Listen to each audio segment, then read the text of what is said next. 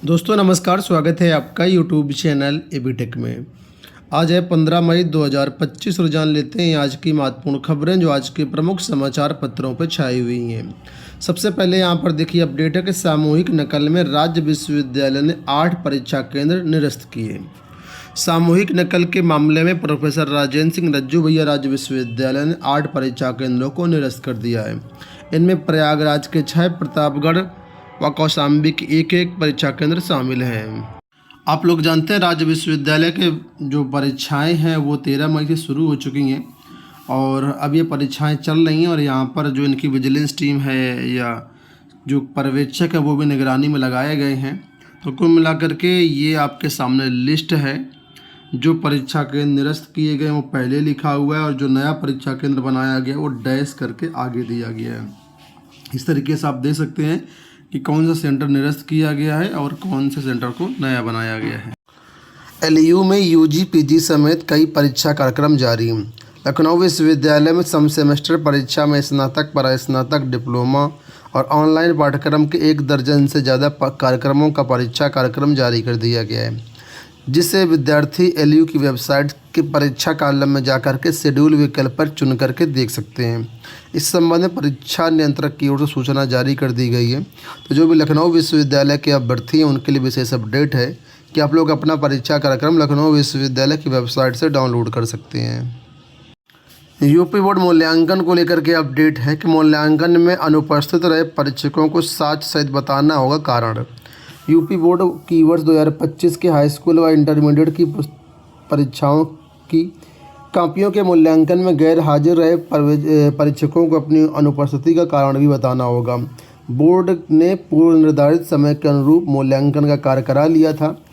19 मार्च से 2 अप्रैल के बीच मूल्यांकन कार्य चला, जिसमें से करीब 1,41,510 परीक्षकों की ड्यूटी लगाई गई और इसमें जो है बहुत सारे शिक्षक जो है नहीं पहुंचे, अनुपस्थित रहे हैं। देखिए लिखा है 67,559 जो परीक्षक है अनुपस्थित रहे, लगभग 48% जो परीक्षक है अनुपस्थित रहे। तो अब जो है बोर्ड इनसे जो है रिपोर्ट मांग रहा है, जानकारी मांग रहा है कि आप क्यों नहीं कॉपी चेक किए। तो ये सब उसके बारे में है। यहाँ देखिए अपडेट है कि कैबिनेट बैठक आज 12 प्रस्तावों पर लगेगी मुहर। मुख्यमंत्री योगी आदित्यनाथ की अध्यक्षता में गुरुवार को 11 बजे कैबिनेट की बैठक बुलाई गई है। इसमें उत्तर प्रदेश आउटसोर्स सेवा निगम समेत करीब 1 दर्जन प्रस्तावों को मंजूरी के लिए रखा जा सकता है।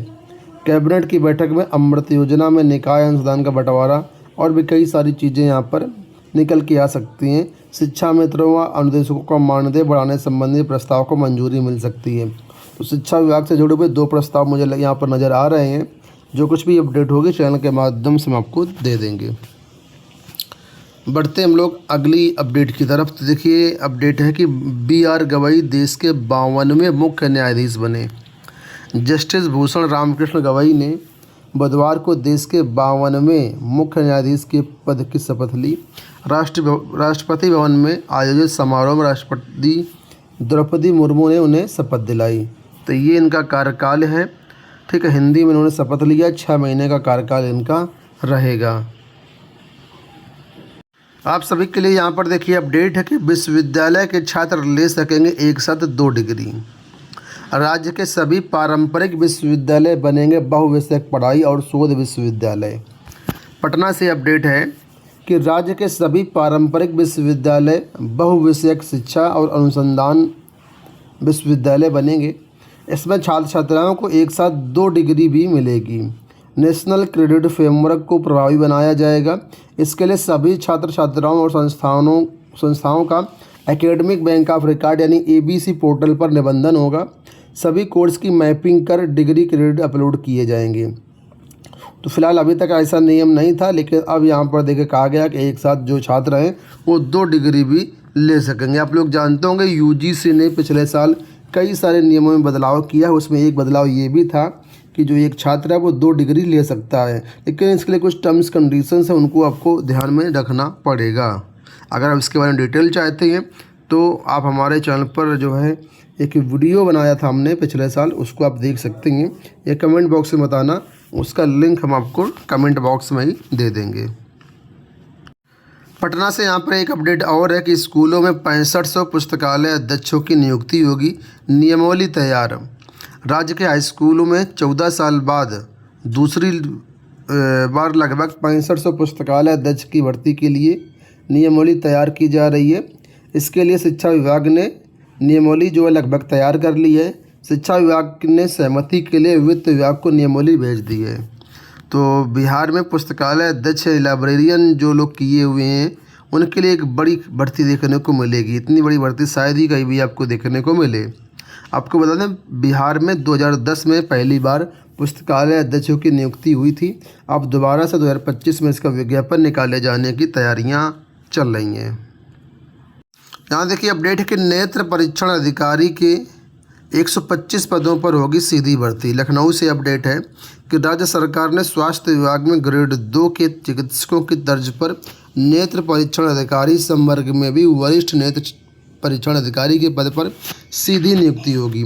इसके लिए आवेदक के पास बैचलर ऑफ साइंस ऑप्टोमेट्री यानी बी.ऑप्ट की डिग्री होना चाहिए। वरिष्ठ नेत्र परीक्षण अधिकारी के कुल पदों में 50% पदों पर ही सीधी भर्ती होगी। शेष जो पद हैं वो पदोन्नति के माध्यम से भरे जाएंगे। इसके लिए वेतन आयोग अनुभाग द्वारा 2 आदेश बुधवार को जारी किए गए हैं। तो उत्तर प्रदेश में ये 125 पदों पर भर्तियां की जाएंगी। जो भी लोग इसके लिए निर्धारित क्वालिफिकेशन रखते हैं उनके लिए विशेष अपडेट हो। यहाँ देखिए अपडेट है कि रोजगार के साथ ही स्किल्ड भी बनेंगे प्रदेश के युवा। ग्लोबल कैपेबिलिटी सेंटर के जरिए प्रदेश के लोग रोजगार के साथ ही स्किल्ड भी बनेंगे। राज्य सरकार ने योग्य युवाओं को इंटर्नशिप, स्किल डेवलपमेंट व सब्सिडी के जरिए सशक्त बनाने की कवायद शुरू कर दी है। शासन के अधिकारियों के अनुसार प्रदेश सरकार की ग्लोबल कैपेबिलिटी सेंटर्स नीति 2025 युवाओं के लिए रोजगार व कौशल विकास के क्षेत्र में क्रांतिकारी बदलाव लाने जा रही है। इस नीति के तहत न केवल 2 लाख से अधिक नौकरियां सृजित किए जाने का लक्ष्य है, बल्कि internship, skill development, payroll subsidy व अनुसंधान के लिए विशेष प्रोत्साहन भी दिए जाएंगे। कुल मिलाकर के सरकार का कहना है कि हम रोजगार भी देंगे और युवाओं को स्किल्ड भी करेंगे। एडेड जूनियर शिक्षक भर्ती से जुड़ी हुई है। यहाँ पर देखिए अपडेट है कि शिक्षा मंत्री से मिले जूनियर एडेड शिक्षक भर्ती के अभ्यर्थी। जूनियर एडेड विद्यालयों की 1894 पदों की शिक्षक भर्ती 4 वर्ष से पूरी नहीं हो पाई है। इस भर्ती परीक्षा में उत्तीर्ण करीब 43,610 अभ्यर्थी मेरिट क्रम में आरक्षण निर्धारण किए जाने के साथ भर्ती पूरी होने की प्रतीक्षा कर रहे हैं। कई बार शिक्षा निदेशालय में धरना भी दे चुके हैं, अब लखनऊ में धरना दे रहे हैं। बेसिक शिक्षा मंत्री ने धरना दे रहे अभ्यर्थियों को बुला करके वार्ता करने के बाद अधिकारियों को निर्देश देते हुए भर्ती प्रक्रिया जल्द पूरी करने के लिए कहा है। आप लोग जानते हैं ये कितनी पुरानी भर्ती है ये, लेकिन अभी तक ये भर्ती पूरी नहीं हो पाई। लगातार अभ्यर्थी धरना दे रहे हैं कई दिनों से और यहाँ पर जो है अब यहाँ पर आश्वासन मिला है कि भर्ती हम जल्द पूरी करेंगे। दोस्तों ये हो गई आज की सारी सूचनाएं। इस वीडियो में इतना ही। धन्यवाद।